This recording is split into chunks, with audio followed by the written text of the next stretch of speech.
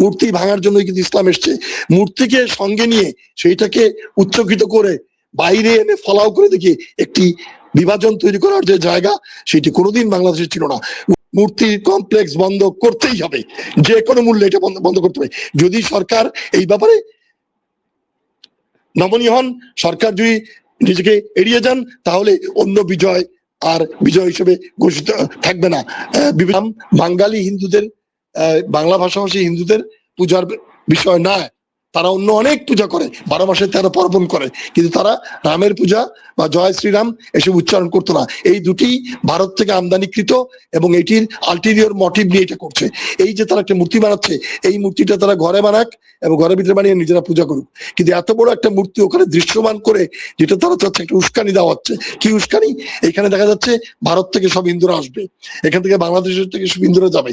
এই যে যিনি হরিদাস, তিনি বলছেন ভক্তকুল সব আসছে এবং 2 টাকা 5 টাকা 10 টাকা 20 টাকা 50 টাকা এগুলো দিচ্ছে, দিয়ে এবং একটা মজমা জমানো হচ্ছে। এর ফলে যেটা হবে, এখানে একটা আলাদা একটা অবস্থা দাঁড় করানো হবে এবং তারপরে বলা হবে এটা হিন্দুদের পবিত্র জায়গা, এখানে কোনো মুসলমান যেতে পারবে না। কোন জায়গায়? যার সারাউন্ডিংসে 6% হিন্দু আর 94% মুসলিম। তাহলে 92% মুসলিমের দেশে রংপুরের ওই জায়গা, গাইবান্ধার ওই সারাউন্ডিংসটা, যেখানে পলাশবাড়ি তার আশেপাশে এলাকায় 94% হচ্ছে মুসলিম, 6% হচ্ছে হিন্দু। কি হবে? কাকে আপনি গুরুত্ব দেবেন? গণতন্ত্রের কথা বলেন, 94%কে বাদ দিয়ে 6 জনকে নিবেন কেন? দেশের 7% হচ্ছে 7, আর মুসলমানরা হলো, মুসলিমরা হলো 92, আর বাকিরা প্যাগান এবং খ্রিস্টান সবাই মিলে, বুদ্ধিস্ট মিলে 1%। তাহলে দেখা যাচ্ছে যে এই 7%-এর কোনো সুযোগ নেই 92.5% উপরে অত্যাচার করে বা তাদেরকে নিপীড়ন করে, কষ্ট দিয়ে এবং তাদেরকে আক্রমণাত্মক ভঙ্গিতে বলে যে আপনারা এখান থেকে চলে যান, আমরা এখানে হিন্দুদের একটা বাড়াবো। বেশি বাড়াবাড়ি করলে, এই যে চৈতালি ঘোষের ভাষা, বেশি বাড়াবাড়ি করলে আমরা আমাদের বিদেশের অন্য জায়গা থেকে যত জায়গা থেকে পারি সাহায্য নিয়ে আপনাদেরকে সাহায্য করবো। এখন সাবধান হয়ে যান, বাড়াবাড়ি করবেন না। এত সাহস সে ঢাকার বুকে বসে পায় কোথায়? গোবিন্দ রায় ভাই সাহস কোথায় পান?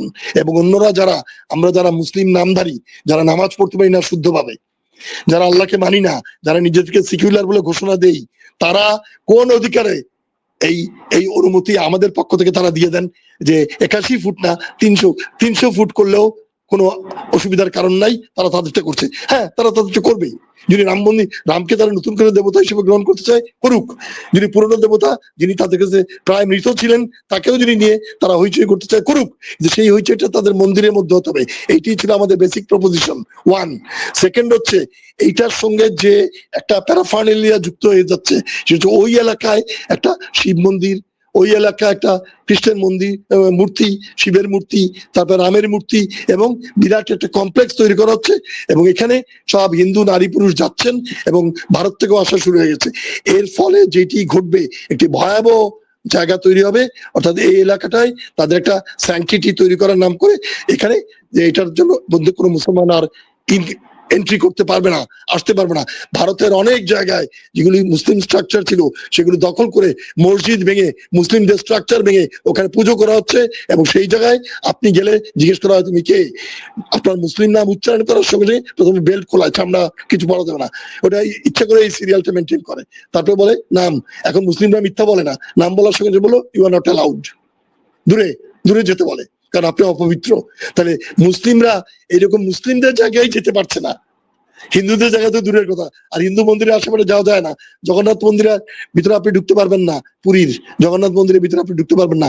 এই কেদার গৌরী, সাক্ষী গোপাল, পিস টাকা কোনো জায়গায় আপনি ঢুকতে পারবেন না। এই ইয়েতে কালীঘাটেও এটা আপনি করতে পারবেন না, কলকাতায় কোনো জায়গায় পারবেন না।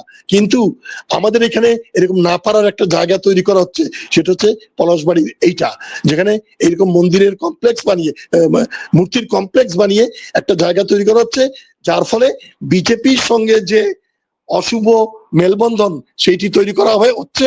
এবং এর মাধ্যমে বাংলাদেশের মধ্যে একটা অন্তর্ঘাত তৈরির, যেই মুসলিমরা এটার ব্যাপারে উস্কার কিছু বলবে, তখনই বলা ভাই দেখো দেখো মুসলিমরা আমাদেরকে শেষ করে দিল। এটা একটা সুযোগ চাচ্ছে। মুসলিমরা এখনো সেটা করে নাই, কিন্তু একটা কথা মনে রাখতে হবে, কখনো না কখনো এইটার বিরুদ্ধে আপনাকে একেবারে হ্যাস্যনস্ত প্রতিবাদ করতেই হবে, কোনো রাস্তা নাই।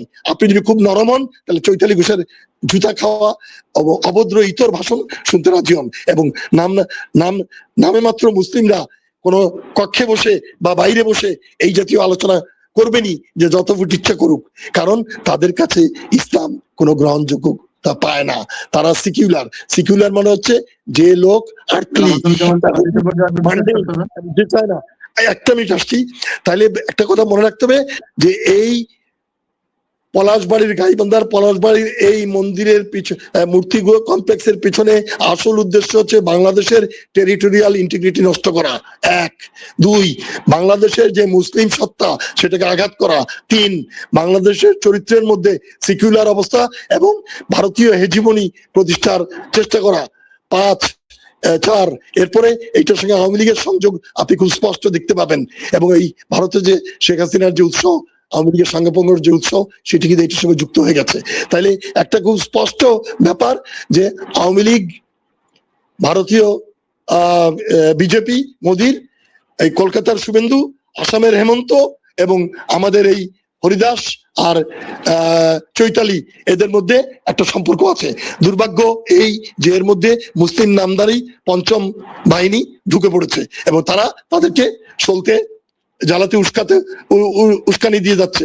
আমাদের উস্কানির মুখে ধৈর্য ধরতে হবে, কিন্তু একটা ন্যস্ত আমাদেরকে করতে হবে, রাষ্ট্রের কাছে দাবি করতে হবে এই মূর্তি কমপ্লেক্স বন্ধ করতেই হবে, যে কোনো মূল্যে এটা বন্ধ করতে হবে।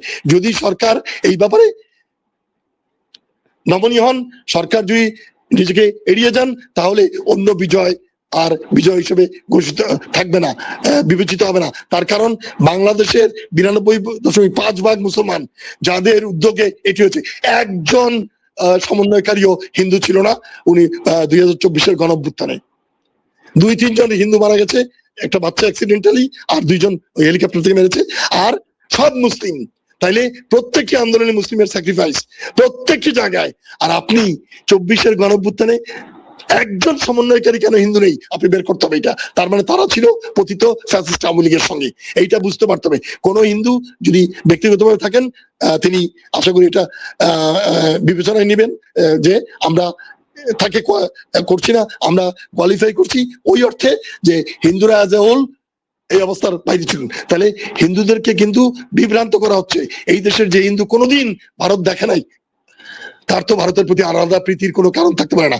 আমরা মুসলিম হিন্দু বারবার বলছি, হিন্দু মুসলিম যে বলি ওটা একটা ভুলের জায়গা আছে, 7%-কে আগে আনি। মুসলিম, হিন্দু, খ্রিস্টান, বৌদ্ধ সবাই মিলে ঐক্যবদ্ধভাবে এই একটা অশান্তির বিরুদ্ধে দাঁড়াবো। আর মুসলিমদের দায়িত্ব হচ্ছে মূর্তি পূজা বিরুদ্ধে, মূর্তি ভাঙার জন্য কিন্তু ইসলাম এসছে, মূর্তিকে সঙ্গে নিয়ে সেইটাকে উচ্চকিত করে বাইরে এনে ফলাও করে দেখিয়ে একটি বিভাজন তৈরি করার যে জায়গা, সেটি কোনোদিন বাংলাদেশে ছিল না। 1947 সাল থেকে 2 বার, 1964 আর 1990, এই 2 বার মাত্র সাম্প্রদায়িক দাঙ্গা লাগানোর চেষ্টা হয়েছিল, গণবিরোধী শক্তি দ্বারা পারে নাই। মুসলিম মরে গিয়ে হিন্দুকে বাঁচিয়ে দিয়ে গেছে, মুসলিম মরেছে হিন্দুকে বাঁচিয়ে গেছে, এই পূর্ব বাংলায় এবং আজকের বাংলাদেশে। 64 সালে পাকিস্তান আমলে আর 90 সালে এরশাদ আমলে। এইটা কিন্তু খেয়াল রাখতে হবে।